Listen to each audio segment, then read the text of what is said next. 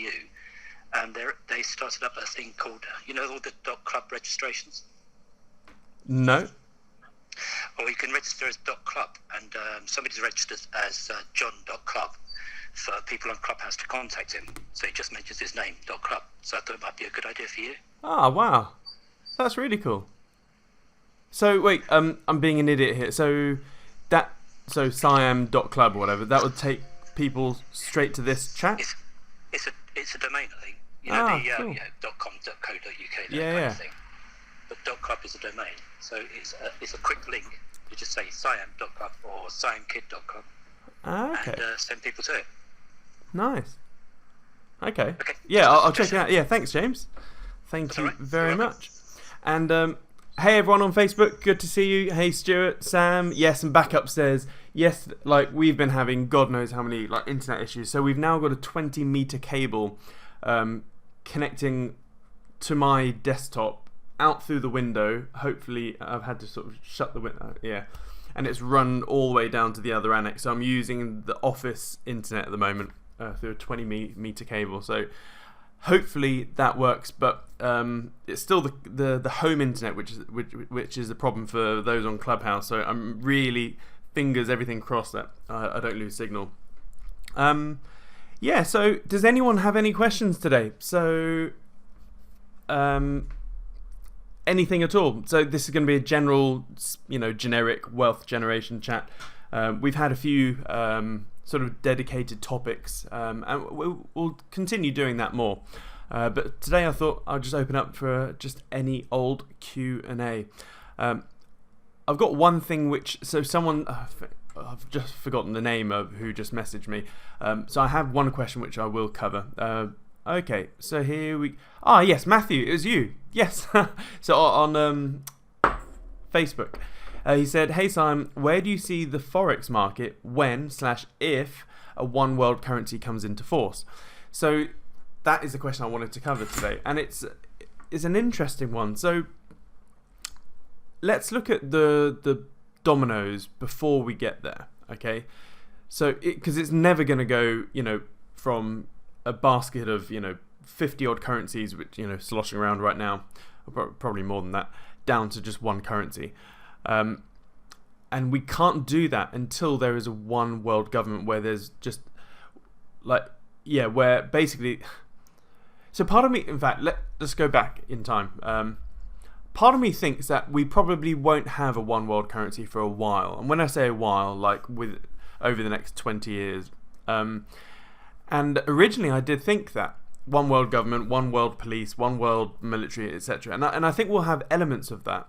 But when it comes to one world currency, it's a little bit different, because in order to have that, you need to have, borders will have to disappear. And I can't see that happening for a while. I can't see, China just opening its doors and go, let's just be one part of the world. You have to understand that China is the longest running civilization on the planet right now. What is the parameters? There's certain parameters where they class a civilization before, and if you under these sort of parameters, China is the longest running one, and the reason being is that those that have always been at the top of China have been obsessed about revolution. They've been so scared because they had the French Revolution, all sorts of revolutions and people trying to overthrow the government, etc. And so they are really, really anal that it doesn't happen again. And this is why modern day China, with their social credit score or system, is there just to basically squash any form of uprising before the seeds even take place. The government will know what you're thinking before you even think it or even convey that thought to someone else. And annoyingly, I think that's where the world is slowly heading. And I've said for a while, you don't need to go into crazy conspiracy theories. You just need to literally open your eyes and do a little bit of research into what China is like today.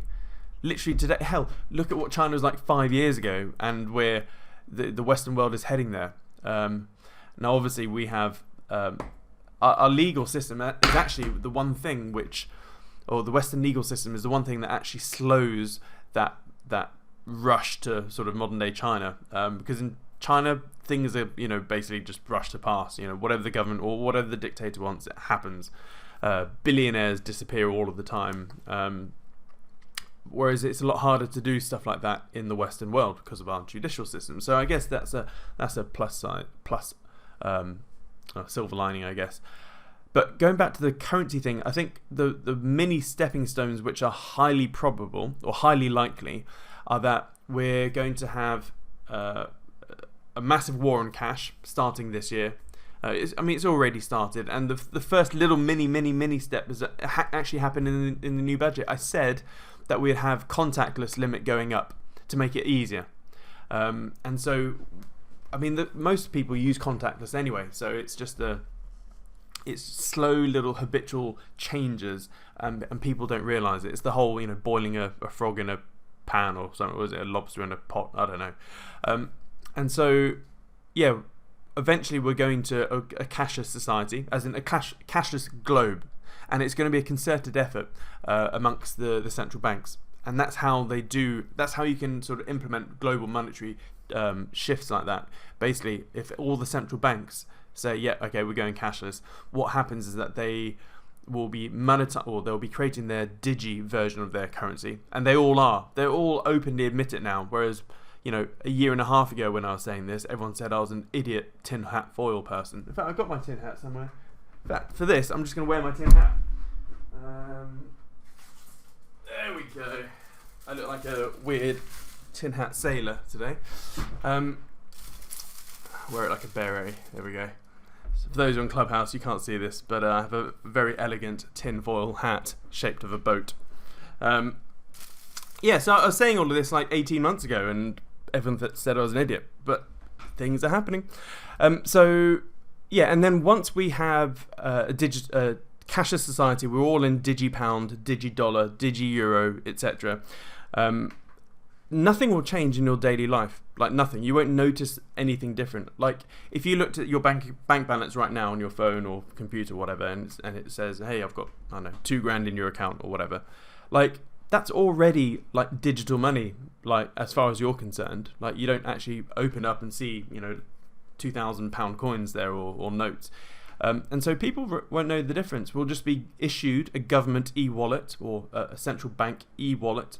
We'll have all sorts of, I think a whole bunch of APIs will be opened up, linking sort of the central banks to, I guess, front-facing companies. So I think banks are going to have to change. I think, banks are already being eaten away by tech companies like Revolut and stuff like that. So I guess they will be the customer-facing stuff, because the Bank of England doesn't want to dick around with us mere plebs and messing around with all of our, customer service, etc. So there'll be APIs, between Revolut and the central bank, etc. And so you'll have a wallet. They'll call it a digital wallet or something like that, which will then basically be your bank account or whatever. And then so nothing changes, except cash is now dead, which means you can't hide, and that is the alarming thing. And when you cannot run to cash, they can basically force negative interest rates on us, and that is a massive income stream. I'm just going to pluck a random number out. I don't know what the number is, but if you took all of the cash or all of the money sat in everyone's accounts, so I guess if you just looked at the M0 figure for the UK, I don't know what that is off the top of my head. I'd have to Google it. And then imagine going minus 1% in rates. So what that means is the government will then straight away get all 1% of, I don't know, let's call it £10 trillion. What's 1% of £10 trillion? It's, what was it, 100 billion? 100 billion? 10, 1 trillion will be 10%, so 100 billion. So that's £100 billion per year cash flow if they just went to negative 1% rates, and we can't escape because we can't get it, we can't flee to cash. There'll probably be some sort of egregious tax if you go to crypto or gold and silver, stuff like that. So it's coming, folks. It is coming, and over time I'm going to be more vindicated and less of an idiot, if that makes sense. So Yeah, and so all of a sudden, how will currency trading change? It won't change. We'll still be trading, euro, dollar, cable, all that sort of stuff, but it'll be trading, Australian Aussie dollar against, digi yen or whatever. So for us traders, nothing will happen. There'll probably be a long weekend when this happens, and yeah, you'll carry on trading. Now, in terms of black swan events and stuff, I think what will happen is some sort of grey or a black swan event.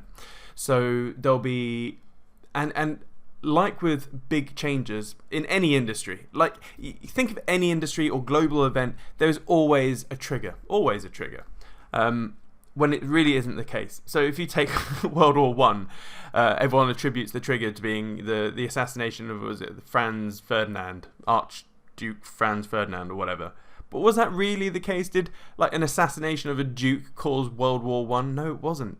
There was loads of other contributory reasons for that. I guess that was like a little spark in an already very hot, arid bush, if that makes sense. Hot, arid bush? I don't know what I'm talking about.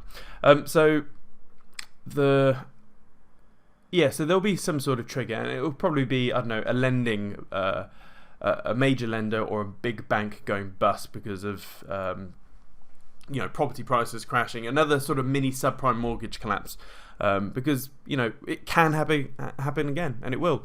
And instead of the banks being bailed out like the last time, I guess my thinking has changed.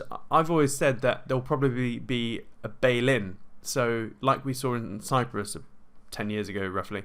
Oh, was it 5 years? I can't remember. Where they simply just took the cash out of people's accounts. I think they probably couldn't get away with that these days. I don't know. It would just be government suicide. And so I think they'll probably make the banks become a scapegoat. I think they'll let, Barclays Bank go bust or whoever it may be. And instead of bailing out the banks, what they'll do is let the whole banking sector crumble. To a degree. Okay, not crumble. It's not like financial Armageddon. What they'll do is go, don't worry. We're gonna let Barclays go bust. So Joe Bloggs, you got 10 grand in your account. It's fine. We're gonna let Barclays go bust because they're a crooked company. Blah blah blah. And instead, we're going to issue you with 10,000 digi pounds straight from the central bank. And that's how they're gonna let banks, I think, crumble without crashing the whole system. And it would just be a like-for-like swap. And so you won't notice it. There'll probably be an extended bank holiday. It could be like a whole week that goes by. I mean, if you look back at all the major changes in monetary systems, like 1944, Bretton Woods, the beginning of Bretton Woods, and then 1975 at the end of it. So I had a really late last... My brain isn't firing on all cylinders today, so I got to sleep at about 2:30 last night, and then had to get up out of bed about 8 o'clock. Someone was knocking on the door and stuff, so my brain really isn't functioning, and I need a coffee. In fact, I haven't had breakfast, haven't had coffee. I need to sort my diet out. So I think that was a very long answer to your question, Matthew. If it does become one world currency, etc., I guess... everything will just turn into cryptocurrency. So so Magic Wand, let's say 10, 20, 30 years is fast forwarded. We now have one world government, one world currency, one world whatever. There'll still be markets to trade because there'll still be a plethora of different crypto. So everything will just, I guess, transition into crypto. And the thing is, this is why I got into crypto heavily. I got into crypto heavily in 2013, got burned. And because I didn't understand it, I was like, I'll come back later when it's matured a bit. Came back in 2015, still not good enough. 2017, I was like, okay, now we're starting to get a bit of traction. And the reason I got into crypto is because it's the natural evolution of a trader. Think about it. Like, for as long as humans are around, there will always be companies, there'll always be currencies, and there's always trade. So, to me, I see trading as a life skill. A lot of people get attracted to trading because they see people posing in front of Lamborghinis and other con artists like that, and they project the lavish lifestyle trading brings. But it couldn't be further from the truth. All proper traders are probably some of the most chilled out, non-emotional, logical thinking people I know. that don't prance around in front of Lamborghinis and stuff like that. So for me, I treat it genuinely as a life skill, because to the day I die, I know that there will be things that you can trade, and there's always going to be great like snatches. So for example, yesterday, this is a current trade I'm in right now. Engine Coin, which is a crypto, it shot up 70% in 24 hours. Like if you look at the candlestick, it's like a massive green candle. Now, I'm in that. It's been a great trade. It's made 500% since I got into Engine Coin like a month or so ago. But as a trader, like I cannot help but see like probably the easiest trade ever. So I sold literally when I'll have to get the chart out. I sold it right at the top of the candle. Come on, this is where my internet fails me. Sorry, those on Clubhouse, I will explain the numbers. Don't worry, there's not going to be many numbers. And annoyingly, the internet is. Oh no, here we go. Right, so Engine Coin. Let's look at it. Engine. So I got in at like I got in at 16 cents in mid-January, and yesterday when it hit $1.30, I sold. Now looking at it right now, it's ballooned up to 140. So fine. Yes, it looks like I got out a bit early. However, when anything goes vertical like that, we always see a vertical movement down. So I've just put in a buy order at $1. So, and it's highly, highly probable that it will come back down to $1. So for me, that's a really easy trade, and it will be a 30% ROI trade. As in, I'll get 30% more Engine Coin if it goes back down to $1, which it most likely will. And so, yeah, it's just a life skill. There will always be markets to trade, mate. So, hey Aaron, and hey everyone else on Clubhouse. Again, on Clubhouse, if you have a question, please do pop your hand up. I'm more than happy. Yeah, it's always good to hear other people's thoughts, opinions, questions. It doesn't have to be a question. If you've got things that you want to contribute to the matter, the topic, please do. So Jason on Facebook has said, hi Simon, nice dressing gown. Yes, it is. Marks and Sparks finest. It's very soft. I feel like a very soft blue cat. I wrote a post this morning about your sell buy with an engine last night. Cool. Been looking at these spikes. Would there be a way to benefit from the spikes if you don't hold the coin? No, basically, is a quick answer. Technically, you can do all sorts of margin trading with crypto, but if you are margin trading with crypto, you are playing with the devil. Like you are asking to get margin called and burned. You really don't want to do any form of margin trading with crypto, simply because it's so volatile. Not risky, it's volatile. And you will see 50% corrections like every freaking day. Like if any market can rally 70% in a day, like you're gonna see 100% crash, or 90% crashes in a day too. So if you're playing with margin, you're just gonna get burned. This is why I literally do not trade on margin crypto. I literally buy the physical stuff, like I'm buying a coin or whatever, like a collector's card or whatever, and then I'm selling it for a profit or loss or whatever. So don't do that.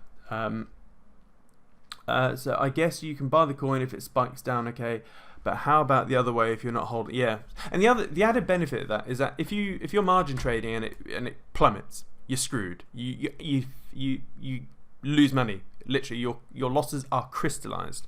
And so like a side way thing with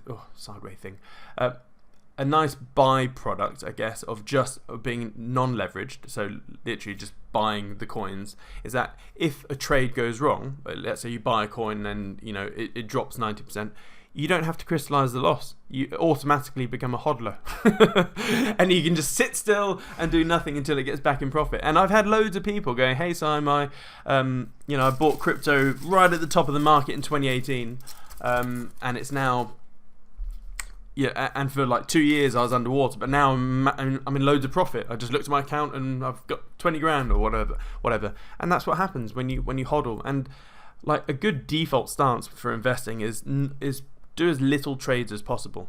Literally, one of the best things you could do is, I don't know, in fact, this is what I did ages ago for your investing, not for your trading. So remember, trading and investing are two different parts of your life, okay?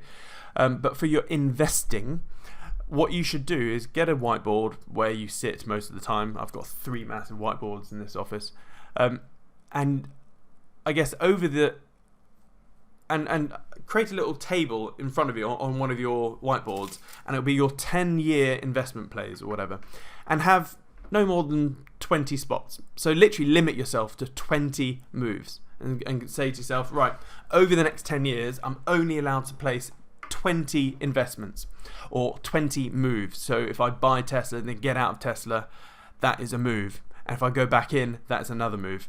And by sort of artificially limiting yourself to 20 moves or 10 moves,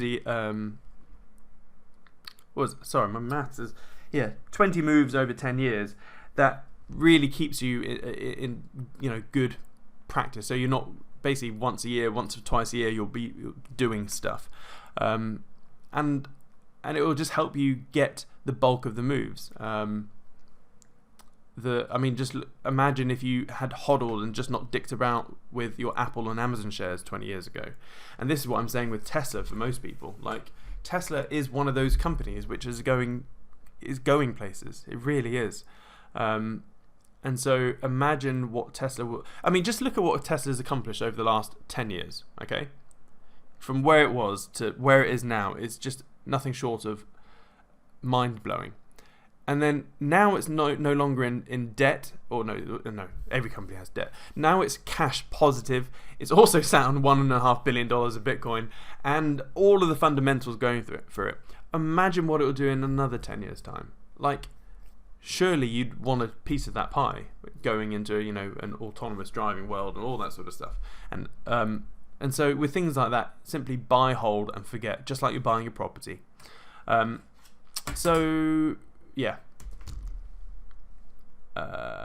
Alexander, could you please show me some examples of really bad crypto where you lost money in 2021? I mean that you bought this year and they went so much down that you regret that you bought them. I can do that in going back to 2017, 2018, but there's none in 2021. Literally everything has gone up. My whole account, like even though we've had massive fluctuations recently, like my whole account, as in my crypto portfolio, is up like, what is it? It's gone from £95,000, and the last time I checked, I was sat at 320k. Like, so what was that? 215% ROI or something like that. But that's across the whole board. And don't forget, the bulk of that has been in relatively boring cryptos, solid but boring crypto. Whereas if I look at the altcoins that I've bought, loads of them have gone up like 500 to 1,000%, which is nuts. I was looking at the graph the other day. So I bought the graph at 28 cents, and it's now at $2. And there's loads. Loads of things like that. So at the moment, famous last words. At the moment, I cannot give you any example of a bad crypto purchase because we're in a bull market, and we're highly likely to remain in this bull market for at least another 6 to 18 months, ballpark. Remember, please, if you're even looking at crypto, you need to watch the one of my recent YouTube videos where I think it's titled something like "Why I'm Expecting at least $100,000 Bitcoin, 20k Ether, $5 Cardano," and it's not clickbait. There's real things there, and as I said, it's all about mental models, and the two models which genuinely work for crypto, and they've been consistent over the years, is the stock to flow model and the logarithmic regression band model, and they both actually say the same thing, which is really good. And that shows us, anywhere between 100k to 250k over the next year, which is nuts. So, yeah. And when you look at all of the halvings with Bitcoin, so a halving is every 4 years, you always see the rally, as in peak rally, in each halving in the first quarter, always. So, yeah, we're like midway through the cycle. So don't feel that you're too late. You're not late at all. However, if you're, come sort of January 20, give it 6 months, then you probably will be too late. So that's that. Any other questions? Anyone here on Clubhouse want to grab the mic and comment, ask questions, share your 2 cents? It'll be good to hear other people's thoughts or, questions in general. Oh, hey, FK. Long time no see. No? Charlie. Hey, Charlie Redding. Is this the same Charlie Redding I knew when I lived in Leicester?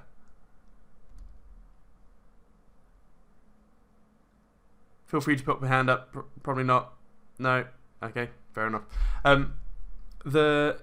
Oh, you got a hand up. Sorry, 1 second. Sorry, this is an old contact I used to have. I believe, Charlie, are you the financial planner I met like 10 years ago or something like that? That's right. Hi, Simon. How are you doing? Yeah, man, it's been a long time.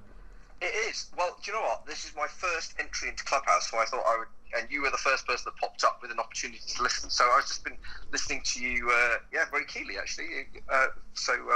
Good to catch up again. Oh, amazing. In fact, this is quite good because it'll be, obviously, everyone that listens to my stuff, they know where I stand and sit, etc. And one of the things that I'm very keen on investing is that it's absolutely critical that you get 2 sides of the coin. Like you get contrasting opinions helps form logical actions, if that makes sense. And so I would love it if you could share any thoughts that you disagree with, or are there any contrasting thoughts or opinions on where you see things going? Because you're a bona fide financial advisor, planner, etc. So yeah, and so I would say that what you do is absolutely brilliant, and clearly it's been very successful for you. I think picking individual stocks like Tesla. I mean, I'm a 2 Tesla owner, and I know you're a big Tesla fan, yeah. So I'm a big fan of that. But people are just going to realise that if you're going and buying individual stocks like Tesla, it is a far higher risk strategy than doing what we would do for a client, which is build a properly diversified portfolio, because you could be up 30% or even 100% in a short space of time, but you could also lose your shirt or an awful lot of your shirt. And the same with going into crypto. It's clearly been an amazing run recently, helped by Elon and Tesla.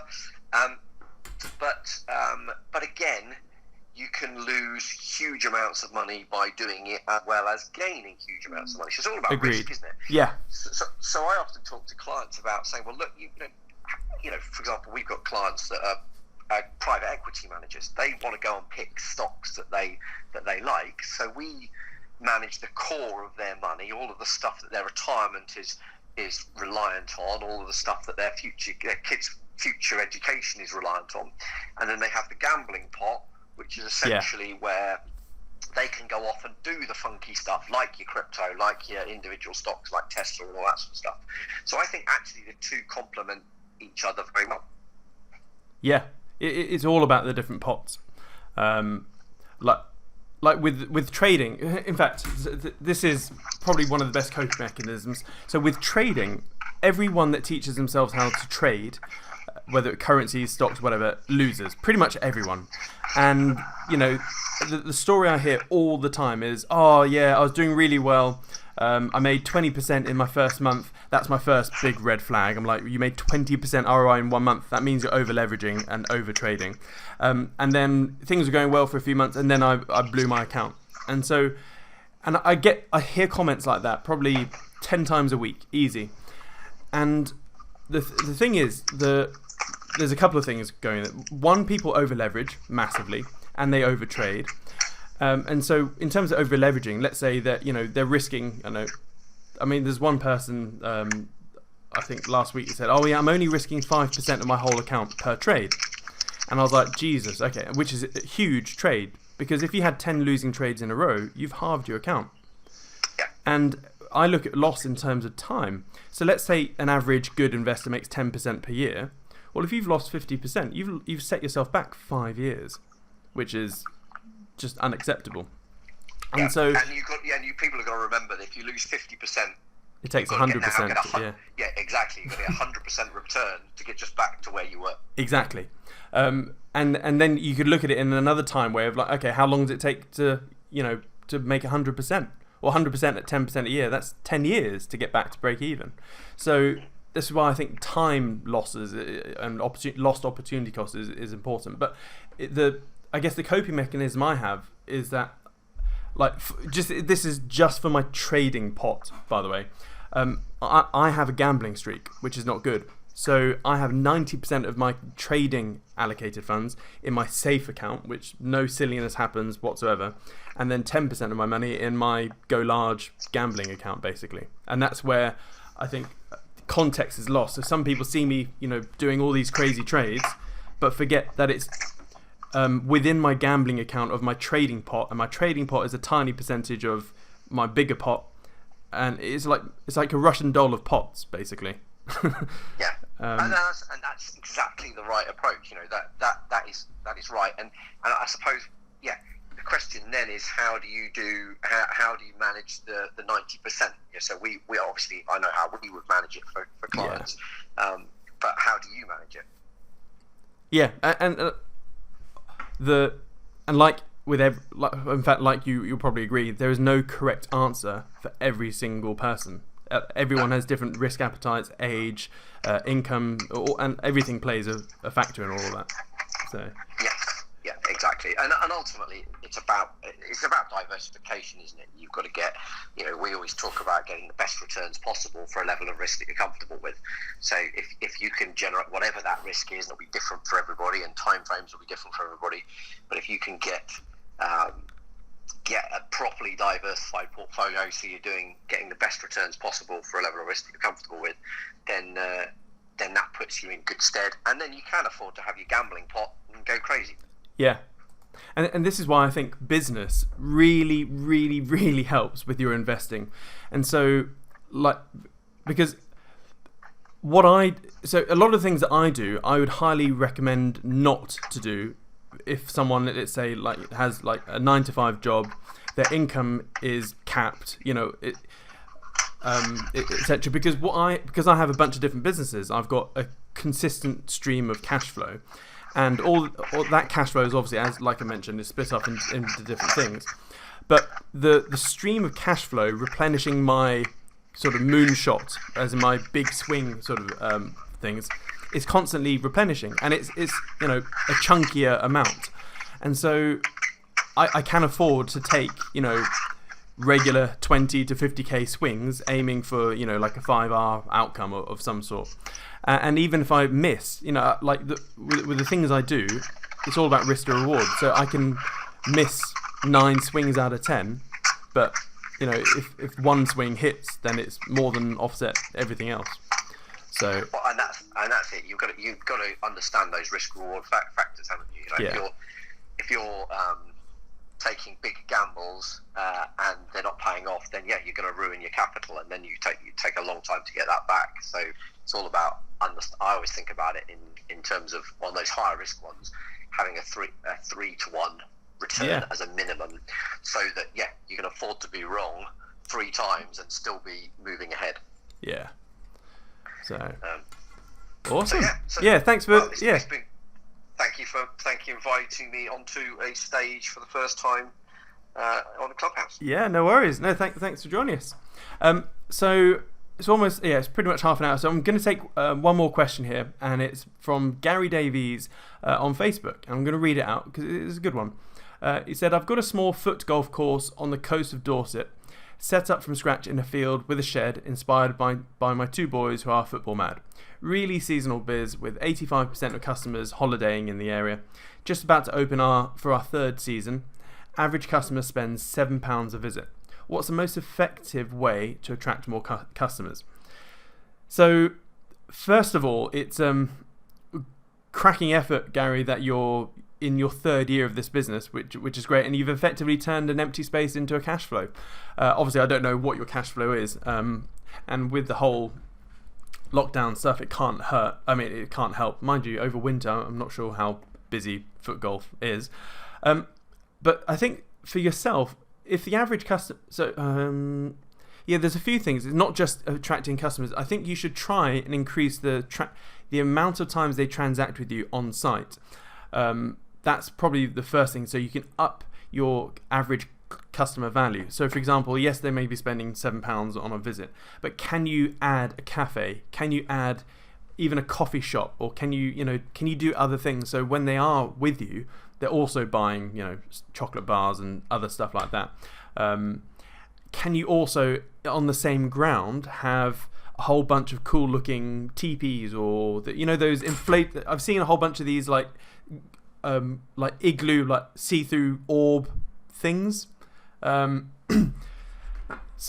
and so with that, people will be like, oh look, I can go camping in these cool teepee type things. So that's a way to sort of slowly up your average spend per visit.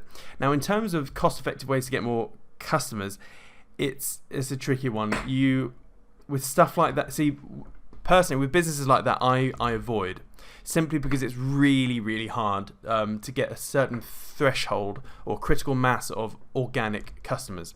So, for example, I think you both one of my good chums. One of my mates is a guy called James Sinclair, and he owns all sorts of adventure parks, holiday parks, etc. And for him, don't forget, he's been going for about 20 odd years, and it took him a long time before everyone knew what Marsh Farm was and where it was, etc. And once someone's gone to Marsh Farm and they've enjoyed it, etc., they'll go, oh yeah, we'll come back next summer, etc. So building up that pipeline takes a long time, especially if someone's only going to come and transact with you like once a year, once every 2 years maybe.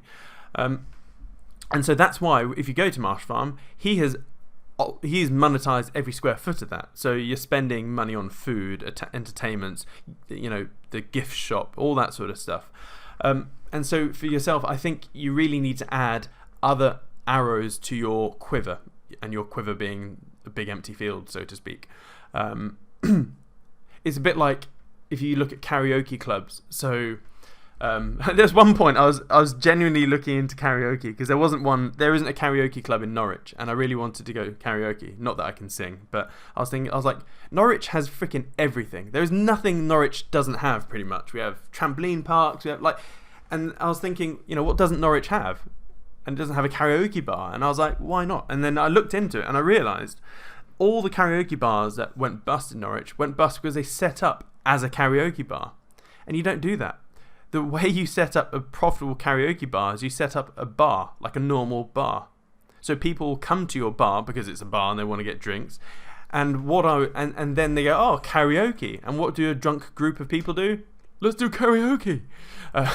And so that's how you get a profitable karaoke business. So if I was going to do that, I'd set up two companies. And I'd first of all set up a bar. I would attract my punters with super cheap booze. So everyone would come and load up at your bar before they go into the club or something like that. And you can do all sorts of stuff. So you're setting up two businesses. You're setting up a bar, and then that will be natural footfall for your karaoke business. And then because your karaoke business is going to be effectively renting space from your bar business, it's separate companies. And so then, there's all sorts of benefits to that. Now, going back to your FootGolf thing, in terms of how to attract more customers, the only thing I would probably do is geo-target. So Facebook geo-target some campaigns. So, I don't know, set up some campaigns. So something like a different video type of... I would do a video ad every 2 months. So you need to basically come up over a period of a year, 6 different videos showcasing, etc. And I would only advertise that Facebook advert to everyone within, I don't know, 50 mile square radius of your venue. And it's going to be slow. So what will happen is that you will burn a fair chunk of money. You could go through 5 to 10 grand of ad spend and see very little. But what will happen is that with your particular business, you've got a long lag, unfortunately. So you'll spend all that on Facebook and go, oh, Facebook doesn't work, this is shit. And then, 6 months later, you realise, oh, actually, we've got a fair bit of, an uplift in traffic or customers. But what you could do, like, let's say when you're not in season, I'm just assuming in summer you're busy and winter you're not busy. So what you should do now, or what you could do now, I can't give advice. I don't like giving one, I can't give financial or investment advice. That's by law. And two, I don't really like giving business advice. I guess all I can give is business hindsight. Which, mind you, that's probably advice. But yeah, hindsight. And so with your biz, like, so out of season, I would be selling discounts or tickets, or secure your FootGolf thing now, and so you don't have to wait. So probably not the answer you're expecting, Gary. It's a tough business, it really is. And I always look at a business from different perspectives. From one, being the business owner and running the show and doing what you're doing, but then because I'm an angel investor, I always look at a business from a business acquisition. And so would I buy, so for this is no offense to your business, by the way, I do this analysis to my businesses every month. I go, would I buy my business if I was a random person? Is it in the right sector? Is this sector that I'm in growing, or is it a failing market? And so I personally wouldn't buy a football, a FootGolf course, but I think, as you said, you've got a field, so all you're doing is monetizing what you already have. So yeah, so it makes sense for you. So Gary, can I pitch in with a yeah, suggestion? go for it. Sorry to. Yeah, please. So one of the things that I often think about in any business I do is what partnerships can I build on. So I always look for other businesses where my ideal customers are hanging out, but that aren't in competition with me. So an example I could think of would be a local football club. So we're not in you're not in competition with that, but if I'm interested in football, I may be interested in having a go at FootGolf. Equally, if I'm a member at a gym, I might be interested in having a pop at FootGolf, and the same with a golf club. Yeah. So actually, how can you add value to those businesses? I.e., could you give a discount to the members of the local football club or the local gym to come and play at your FootGolf? And so it's just about thinking, well, okay. I mean, we've done this with quite a few different ways. So we did one with a travel agent, and so we help people build their dream retirement. And so we did a combined webinar with a travel agent talking about bucket lists and all that sort of stuff. So yeah, just think about what other businesses are out there that look after your ideal clients that you could perhaps add value to in some way, and in such a way that will bring clients to your business. Exactly, I completely agree. It does that help, Gary? Sorry, I've sort of gone off on one. It's tough. I would definitely check out Facebook ads, but the thing is, don't expect instant results. Like, as I say, as I probably said in previous ones, like if you take the Wealth Action Plan, so thewap.org, in order to get one free trialer, it costs me about £50 to £100. And it only works for me because I've got a 54% conversion rate from trialer over to a student, so that works. So with yourself, if it's for a £7 visit, I guess it's just that you've got to be front of mind, basically. But anyway, hope that helps. What have we got here? Yeah, and in the chat, loads of other people have got some cool suggestions. From vending machines, solar could run a freezer for ice creams. Can you get more locals in? Host kids football competitions, host boot sales, etc. Yeah, there's all stuff. As I said, it's a tough business because you have to do so many different things, and I sort of learned this myself with Float. Oh no, not Float Norwich. I guess with Float Norwich, because I've got a flotation spa in Norwich, and it does work all right with just flotation pods. But really, Float Norwich would be a lot better in a multi-aspect building, if that makes sense. So obviously, I guess the perfect thing for Float Norwich is to have osteos, massage people, all those sort of different things, and so it becomes sort of a health centre. So people come to do your cryotherapy and your floating and your Butte, all that sort of stuff. Unfortunately, with the building we're in, it's tiny, so we couldn't do all of that. So, but yeah. So Gary said, it's a side hustle to create some spare time in the winter to then set something else up. Okay, cool. Yeah, perfect. And good effort, mate. There's so many people out there who, I guess, threaten that they're going to set up a business and never do. And so I have the ultimate respect for everyone that sets up a business or side hustle or whatever, because it's tough. Being a business owner really does suck most of the time, especially in the early days where you'll be working in terms of minimum, income per hour way lower than minimum wage. If I worked out my first few years of salary, it would be, and the time spent on the businesses, I'd be earning like £1 an hour, if that. But the fruits come 5 years later. Always, it's always a 5 to 10 year play. And for those that listened to my interview with Brian Marcel, was it yesterday? I can't remember. Days blur into the same week these days. I think it was yesterday. No, Tuesday. One of the questions I asked right at the end of the interview is I wanted to about his timescales, like how long did it take to get 1 million revenue, 10 million revenue, 20 million revenue, etc. And the answer he came up with was exactly what I was hoping he'd say and what I expected. And I think he said it took something like 10 years to breach 1 million revenue or something like that, and then 15 years in total to hit 2 million revenue, and before you know it, he's now at 50 million. And like with anything, if you look at Warren Buffett's wealth, most of his wealth has come in the last 10 years, where compared to the previous 50 years.